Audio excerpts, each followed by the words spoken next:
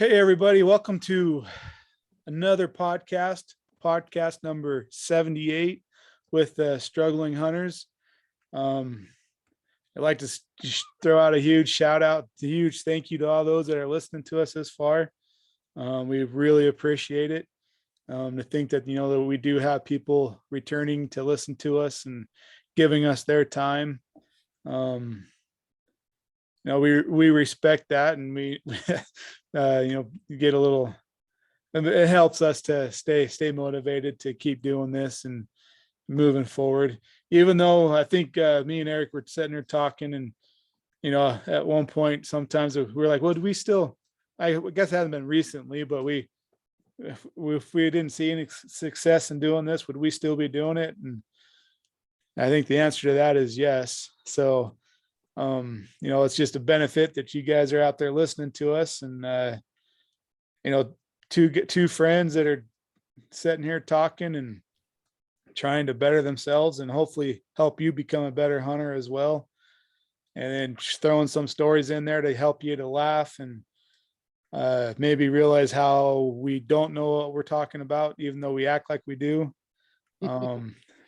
But just thank you, and hopefully you can keep up with us and as far as what we're doing and what we got going on. And with this episode today, we're kind of we're going to kind of go into what Eric's got coming up and what he's going to do for that, for as far as he has a doe hunt coming up he's getting ready for, and then talk some other little things we'll talk about, and then talk about hunting Utah and Colorado. But I guess before we go any further, we'll let Eric talk some about whatever he wants to, or he can dive right off into getting ready for his doe hunt and what that looks like. Yeah, we could do that. And then so I have my doe hunt coming up in I guess just a little shy of a month from now. It's in November. I believe November 8th is opening day. So the few things that I got to get done is make sure that my rifle's sighted in and ready to go. Kind of get everything ready. That way, I haven't ever since I picked up my bow, I haven't really even thought about my gun too much. I guess I've picked up ammo, but that was just trying to be an opportunist because of the ammo shortage. Whenever Right. found a box of ammo, I was like, oh, I better grab some while I can. So hopefully, Precious. yeah. So exactly. So yeah, I'll try to pick up some more ammo whenever I can too. But that's pretty much all I really have for the hunt so far. And Is this I'm one about is, a I was going to what's that? say, this is a little different too, in a way for you, because, uh, you hunting deer with a rifle and not after an elk right now. And hopefully the opportunity for you is maybe a little bit more easily available for an opportunity, I guess is what I'm trying to say, if that makes any sense. Yeah, I mean,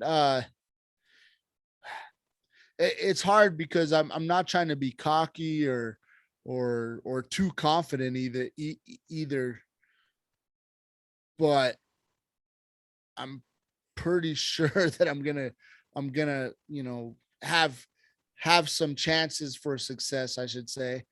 I mean, I still got make sure I'm aiming good and shooting good, but I should have some opportunities to get the doe. And I'm hoping that it doesn't bite me in the, I'm gonna prep for it.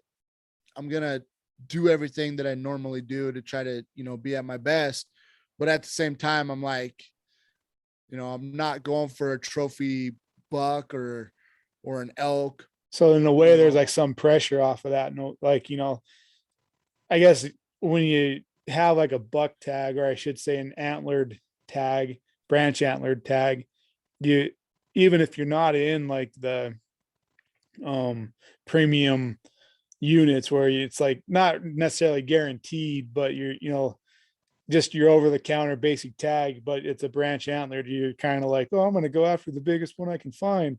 Or even though you're kind of willing to take whatever is legal crosses your path, but there's that kind of that pressure of like, well, I want to be, want to seem like I know what I'm doing and be able to go after something a little bit bigger than what's legal. Right. Yeah. And yeah, going after, I mean, I don't want to downplay it at all. Cause I mean, hunting is hunting and it's never just given to you, but, Right. well, and the other thing that helps is the unit that I'm hunting in is the same unit I work in.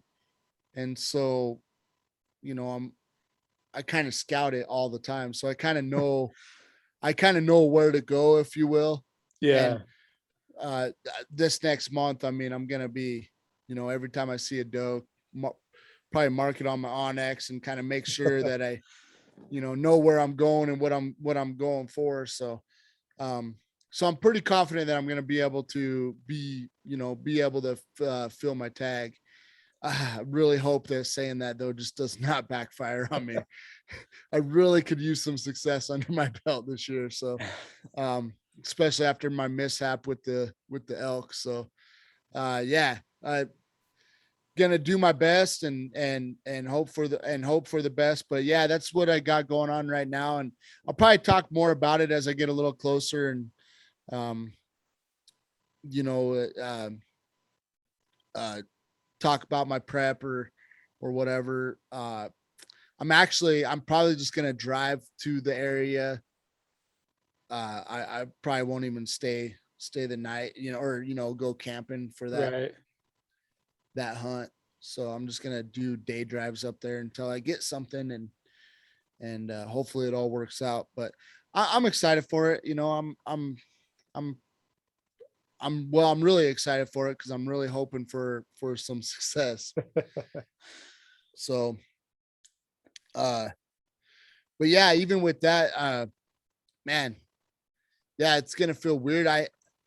So to kind of go off into another direction just real quick, with the ammo shortage this year and me picking up a bow, I haven't really thought about shooting my rifle at all. So picking the rifle or pulling the rifle out and plinking off some rounds gonna be almost could be a little bit different, I guess, because I've been working on that bow so much late or for the last what 9 months, 10 months, whatever it's been. Yeah. So it'll be a little different. Like, I'll have to I feel like I'm almost gonna have to get used to shooting a rifle again, I guess is what I'm saying, because I'm a little out of practice, but it'll be all right. It's all good. Be good for me. Right. True. I thought about taking my bow, but like I said, there's a part of me that's just like, let me get some success. Let me get my confidence up a little bit Right. and move on, Yeah. So, but That'll be fun. It'll be interesting to see how that turns out, and especially the prep too. Like I mean, it's kind of said it before, but here's another way of looking at it too. Is the kind of the pressure's off because you get to spend time in that area, as far as finding something. Then the pressure's off too to make sure you got like your camp ready. You got more or less it's just going to be day shots, drive and day shots. So there's some less pressure there. So hopefully this would be kind of just a fun time for you, just to load up and go and then not have to worry about too much extra. yeah, well, speaking of, we kind of talked about it earlier. Actually, there's a couple things I want to say, but we'll talk about this hunt first. Um, I'm hoping that you can make it up that weekend, that opening weekend, and come out with me. But I'm also gonna have my my middle daughter and my son, who my son hunts with me all the time, but I'm hoping to bring them. They kind of get to see the whole thing, and I don't know how my daughter will react, and I hope she still wants to go whenever it's time. She was talking real big the other day how she wanted to go, so hopefully she keeps that what's the word I'm looking for, Joe? that Energy, mentality. energy. Yeah, that mentality and energy. I feel like there's a better word for it, but that works. Um, for it by the time I actually do go. But The drive. I don't know if that's quite, not quite what you're looking for, but anyways. yeah. Anyway, yeah. So hopefully she's still into it though by the time we go. But um, I just kind of want them. So, and I feel like this will kind of go into what we're going to talk about a little bit tonight. But when I was younger, I mean, I was exposed to that stuff at a young age, and people got successful with their animals, and it just hooked me. And I mean, I've been hunting ever since for the most part, and going after animals. So it's it's I think it's important to just show that younger generation and Steve Ranella going, having my daughter come. Steve Ranella has talked about it with his, because he has two daughters, I believe, and he's talked about the agreement with him and his wife, because he has a son too. And his wife was like, you have to show the daughters like the energy about hunting the same way that you show your son, like make sure you don't divide them out. And I just always thought that was like uh a cool way to be, so with my daughter, I want to show her the same way that I show my son, and have that same energy with her. I mean, I probably, in all honesty though, I'm probably a little easier on her. Like if she's like, oh, I don't really want to hunt, I'm like, okay, well, if you don't want to, that's fine. Like I'm not gonna, but like my son, like Right. he doesn't quite get that opportunity. If he's like, I don't really want to hunt, I'm like, too bad, you're gonna learn this. But at the same time, I wanna give all my kids the same kind of energy and opportunity to learn and love the sport. I guess I kind of hate. I don't mind calling it a sport, but I guess I don't. I mean, it's kind of a way of life in a way too, Right. True. Right. And so, um, anyway, yeah, I just want to, give all my kids the same opportunity to learn and figure out if they like it or not. But, um, but yeah, kind of rolling off of that and segueing a little bit. I was watching this YouTube video where they're processing a deer, and I got a question for you. Have you ever heard of somebody like leaving on the hide for a few weeks? No. Well, this video that I came across, they like left on the hide, and it it kind of made sense. They said that whenever you leave on the hide, and he had a walk-in freezer so he could keep the temperature regulated. Okay. But the skin actually stays nice and pink, instead Mm. of how it gets that like real dark color on the outside. Yeah. But I've never done that before. And he also said that it helps with the gamey taste, which I couldn't tell you what. But I mean, I was always taught to, you gut it out in the field, you get somewhere where you can skin it, and then you skin it, and then you let it hang that way for a few days, Right. which kind of goes into something else, like especially where I live, well, probably where you live too. So Idaho was a little bit different. I mean, everybody had a pillar outside, some kind of somewhere to hang their animals. But I feel like sometimes during the day where I live in Colorado, it gets so hot. Even sometimes, even in November, it can get so hot in the middle of the day that it could be dangerous. But the second thing is it's not the same kind of community where you can like leave it hanging out in your lean-to. Right. Like I mean, Yeah. it's a little different world or different place. So, um, not having those luxuries to let it hang for a few days, I don't know if it changes the quality of meat or not, but because for me, I mean, I'm pretty much, if I get an animal down, I got pretty much take it to the butcher right away and have him process it Right. and do his thing. And then And then, I mean, that's that. But when I lived in Idaho and I'd get a deer, I mean, I'd let it hang for 5, 6 days or whatever, and then process it. Right. So it's a little different.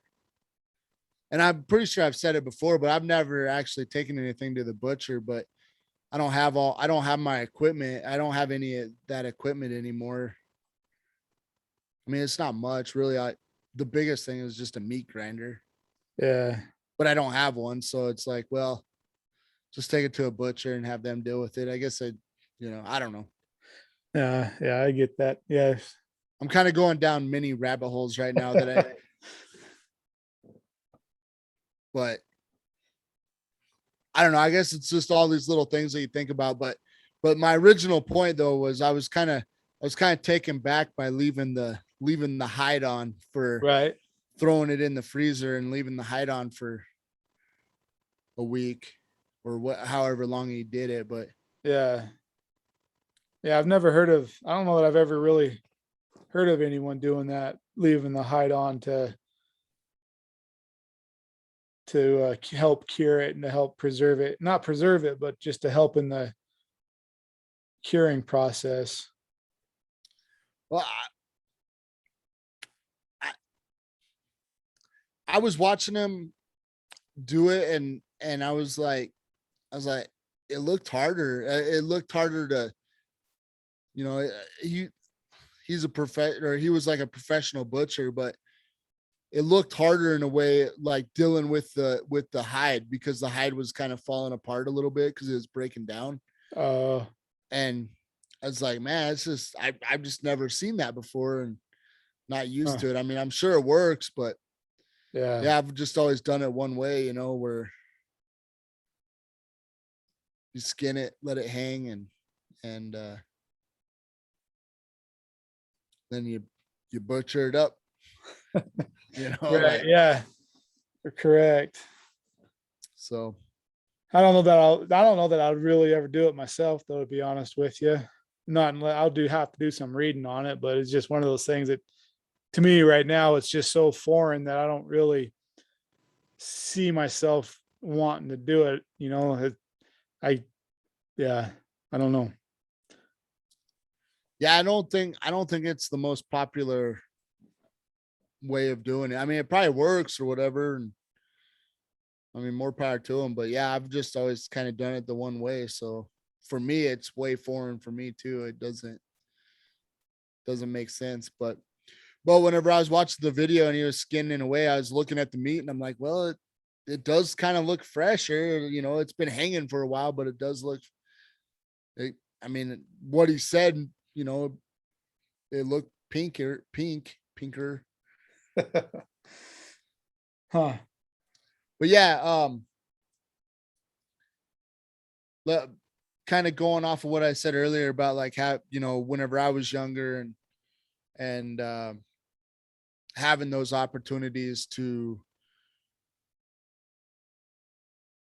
see my mentors and family uh you know get successful with their hunts and and watching that and going off of that and wanting my kids to have those same experiences,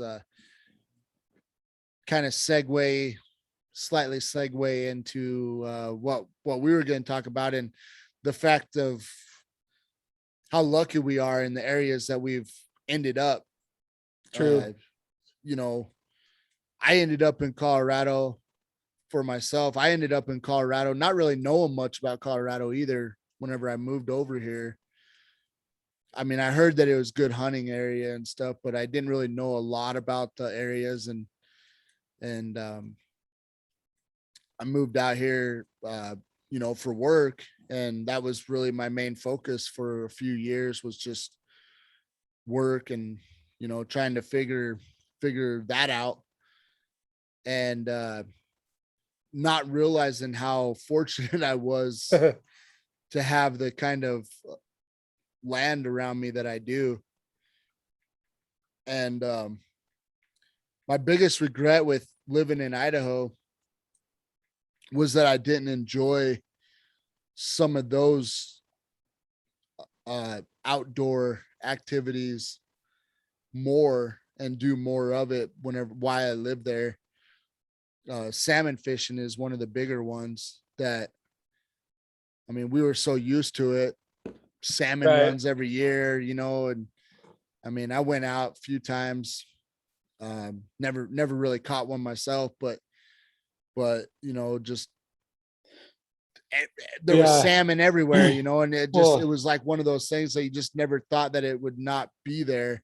right. And Move I out didn't, to I thought everybody or every state had a river that leaded to the ocean and all had a these. salmon run. Yeah. Like I just, Ah, dude. you know what I I'm mean? Like, I'm embarrassed to say it, but I thought the same thing too. I was like, oh, doesn't everybody? right. Cause I mean, I grew up in Vegas and we didn't really have any rivers like that, but like once, I was up in Idaho and living like we did, like, it was just like, oh, it's the salmon run or it's the stillhead run, like, okay. Not that Yeah. big a deal. Then like I ended up in, Utah and everyone's talking about, like going to Alaska or somewhere, Idaho or somewhere and like doing the salmon or the stillhead and talking about the stillhead runs and stuff, and it's like, oh, well, I grew up there. That was part of the life. Yeah, that was yeah. I did the same thing, and that's probably one of my biggest regrets in life, that I didn't enjoy that kind of stuff even more and get more into that. Uh yeah, really, really regret that. Uh but also the whitetail too. Uh I didn't realize that we were in such whitetail heaven, Oh, I mean, true. we were in such whitetail heaven that, like, kind of the saying around there was that mule deer were kind of like junk deer as far as eating, because whitetail are better eating. Right. And so whenever I first moved out here to Colorado and they're like, oh, all we have is mule deer, I to be honest, I was like, ah, man, I wasn't even interested in like mule deer hunting. I'm like, yeah, I know they got big old horns, but they don't taste good. And Right. because that's just what I grew up to believe, because we were always whitetail hunting in Idaho. Yeah. And so, I've come to realize over the years that there's a little bit of truth behind it, I guess, but it's not as true. Like, I mean, whitetail might slightly taste a little bit better, but it's not that big of a Well, and I difference. think along those lines, that's all going to be relative as to where the deer grows up. Because like, typically, you know, you associate deer or whitetail being a little bit more in the grain fields and whatnot, but and cornfields a little bit better of a habitat, whereas mule deer associate to sagebrush and high deserts and kind of a little rougher environment. But at the same time, if that's what the environment they get to be around, that's what they're going to affect their taste.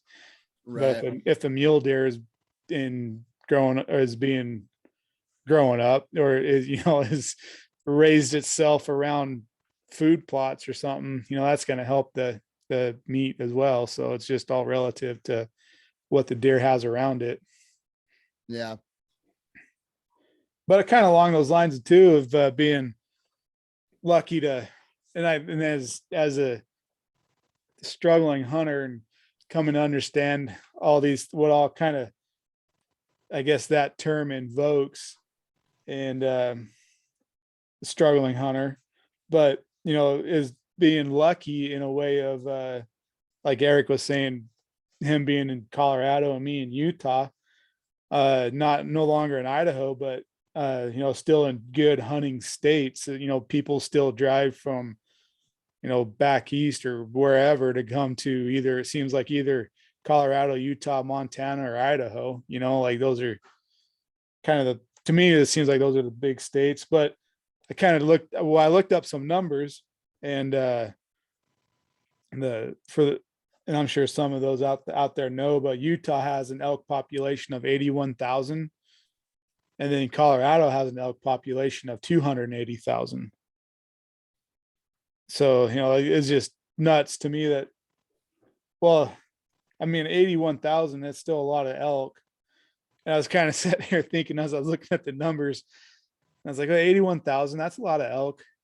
They still hand out a bunch of tags, but they're not going to tell you where those elk are. So, like here's tags all over the state, and there's 81,000 of them somewhere, not all congregated in one spot, but they're some spots heavier than others. Then Colorado, the same way, 280,000 elk herd population. You still got to go out there and look for them, even though that's a heck of a lot of elk. That is a lot of elk. Colorado has a lot of country though, I guess, but so does Utah. So that's I'm kind of surprised that that Utah is actually not a little bit higher. Yeah, That's really surprising. true. But yeah, so and I can't remember. I should have looked it up from over the years. Like, I don't know that it's the highest it's ever been right now, as far as the population goes. I know it's been a kind of a continuous growth over the years. It's getting better, but yeah, it's just you know, along the lines of being lucky to be able to live where we are and be able to hunt, you know, and as far as those populations goes, we can still get over the counter tags, and that's our whole struggle is like, is understanding where to go and how to go about it. And uh gosh, it's been quite the roller coaster of trying to learn and understand that. Well, and we've been aggressively. So I guess I've been kind of more in, well, I've been in one unit mostly for my elk hunts. And I know you've been in kind of different units and bounced around, but we've aggressively tried to, over the last few years, when we really tried to hit the elk hunting scene a little harder than we ever had before. Uh, we've aggressively been trying to figure out our areas and where we're hunting and where we want to stay and where we'd like to, maybe spend most of our hunting time. And I mean, I think it's been a really good, like for me this year, to go off of my personal experience.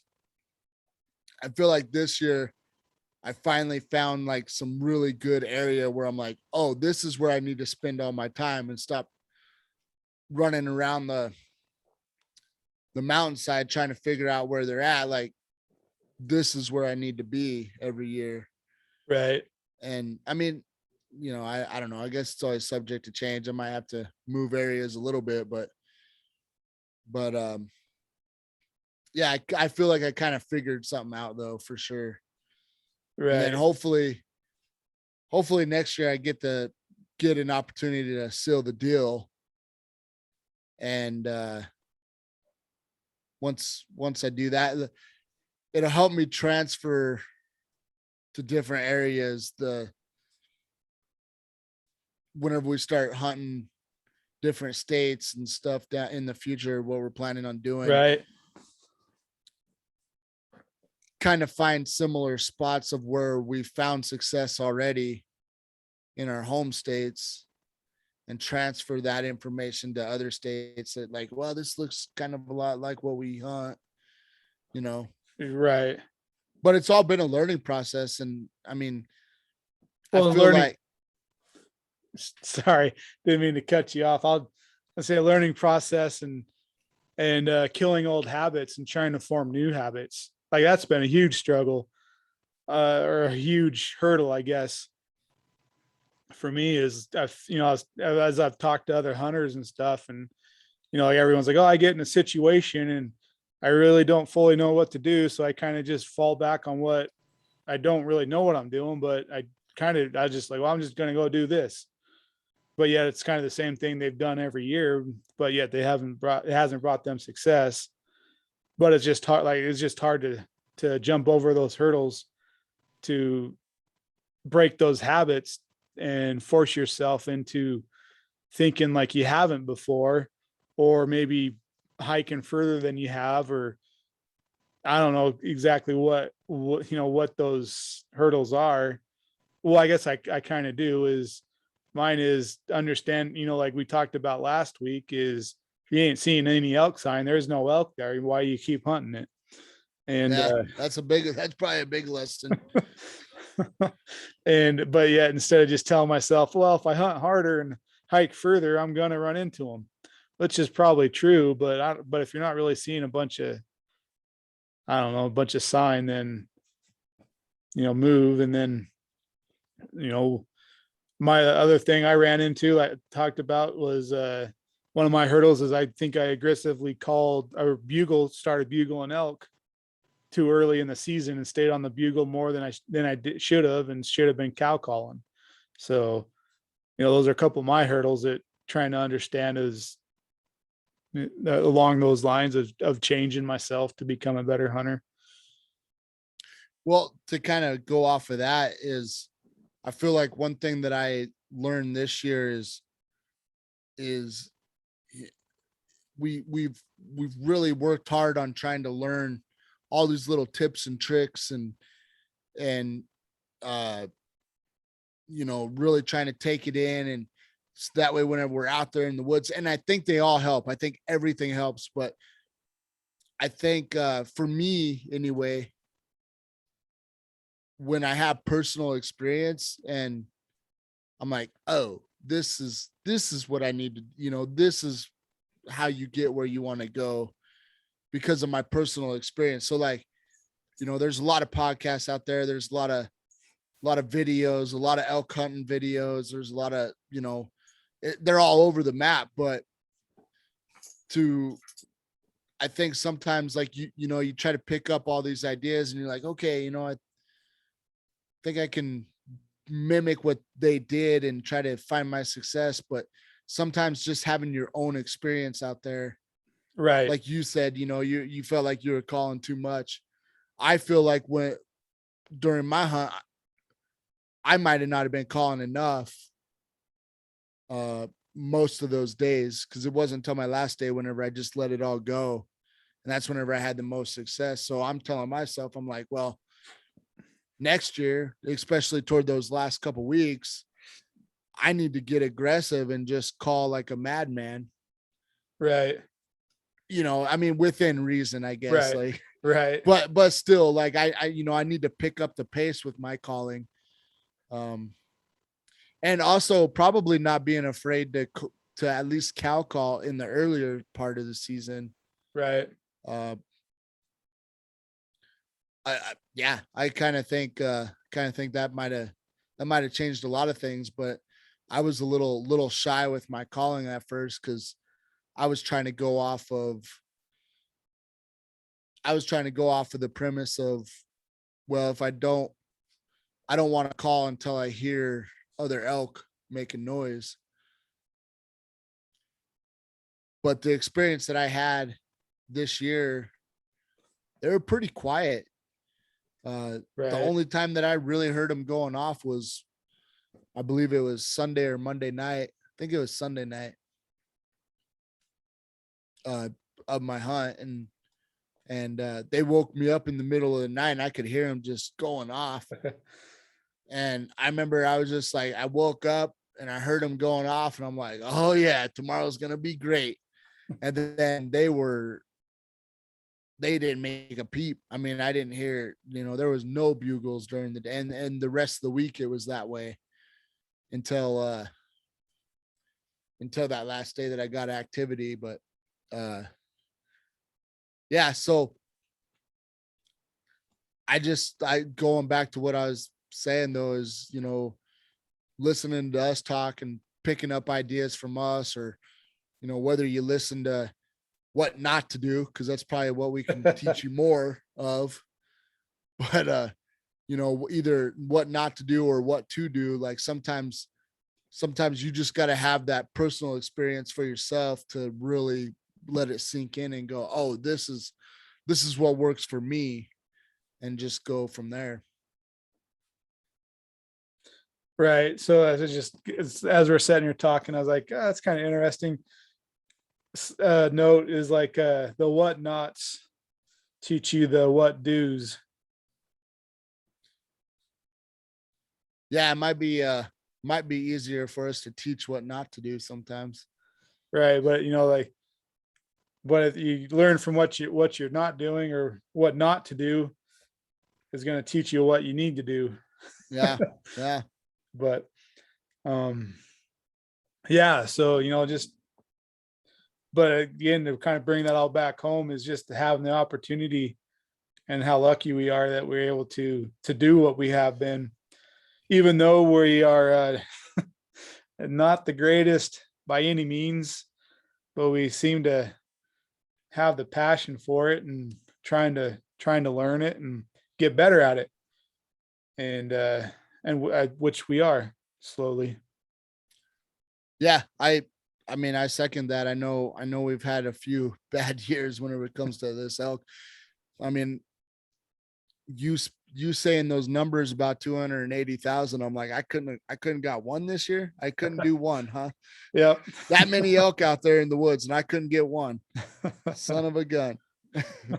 But to clarify though, like me and Joe both, like we do over the counter, you know, I mean, there's a lot of factors with that. I mean, whenever you do over the counter, like in the area that I was hunting, the only thing that I feel like I had a little bit of advantage on is every time I went deep in the woods, and I guess this is kind of a hot tip, if you will. Every time the deeper I went in the woods, the less chance I was going to run into anybody. The only time that I ran into anybody is, I would say, within a mile of the road, of a main road, maybe even more than that. I guess I did run into the guy that got the bear this year. He was a little deeper in the woods, but he kind of said the same thing to me. He's like, "You're the only hunter I've seen in the middle of the woods. Everybody else is out on the road."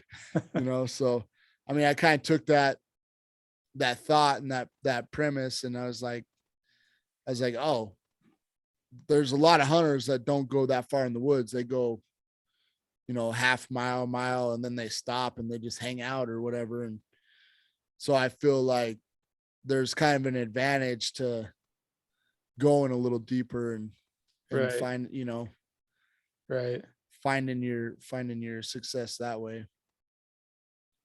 As much as it sucks sometimes, because it'd be nice to just get something right off the road, but True. uh I think you got to put in that little extra work to get out there a little bit further. Yeah. So um Yeah. Well, I guess I don't know if you wanted to really look into button it up or not. We're about at just over a half hour. well, let's Um, do I think we kind of skipped past our fourth commandment oh tonight. shoot. I totally skipped over. I'm sorry, folks. If you're looking for our commandment number 4, from Fred Bear, and it's a good one too. You want to read it, Eric? Yeah, I can read it real quick. So number 4 is, the best camouflage pattern is called sit down and be quiet. Your grandpa hunted deer/elk in a red plaid coat. Think about that for a second. So I got a funny story about that. So, I feel like camo has gotten real popular in the last 10 years or so, give or take. Yeah. I've always been a camo guy myself, but I'd have, like older generation and stuff.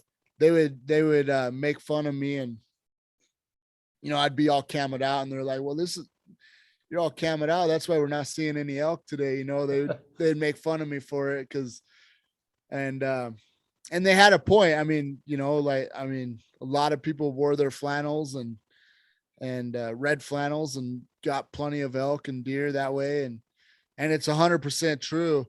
Uh, I was always just, I guess, I grew up in a different generation, and I was just always kind of into the camo. It wasn't.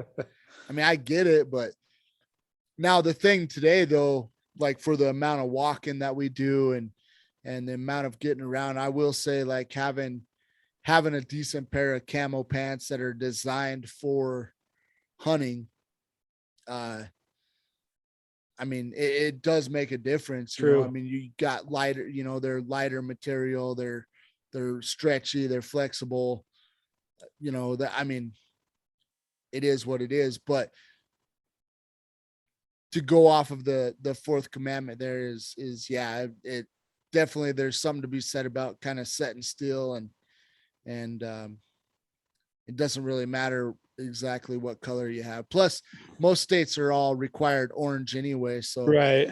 you know, that's one thing that I actually like about archery also, is I don't have to wear orange. But Right. True. Like you spend all this money on this nice new camouflage stuff, but then you got to put on this blaze orange vest. yeah, it just kind of defeats the purpose.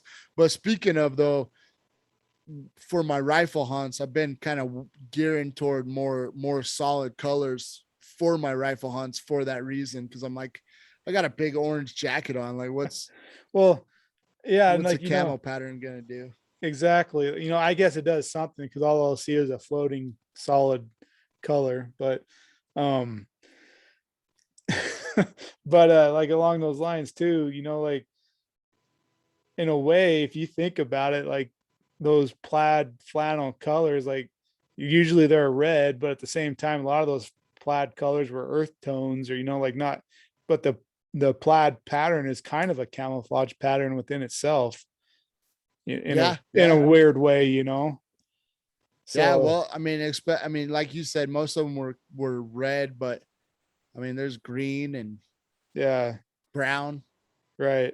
So like So yeah, you're kind of broken up in a way, but that is something that I've kind of chewed on over the years is, back in the day, they didn't really have the camouflage and they still killed big deer. They still filled their tags so I think there's something to be said, but even then that the one part of it, just sit down and be quiet.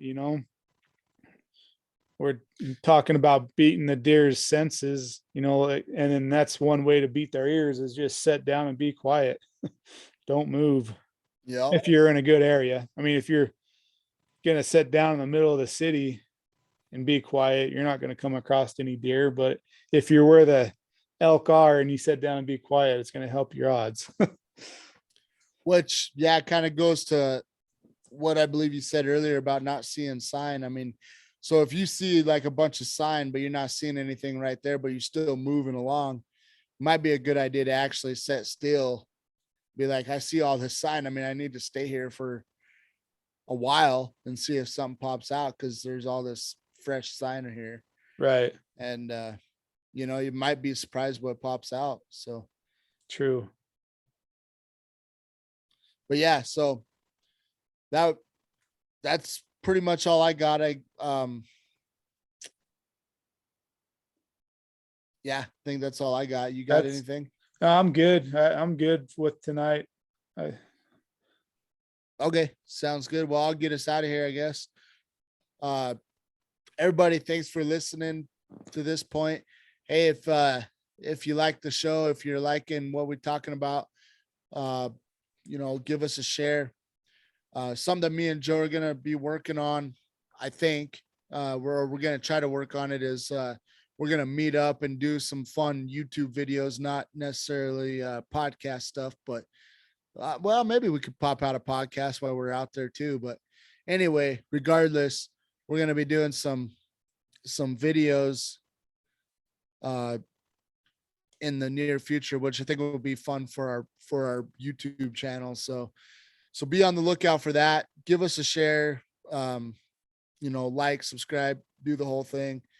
Thanks for listening. Episode 78, Struggling Hunters. Have a good night. We're out. good night.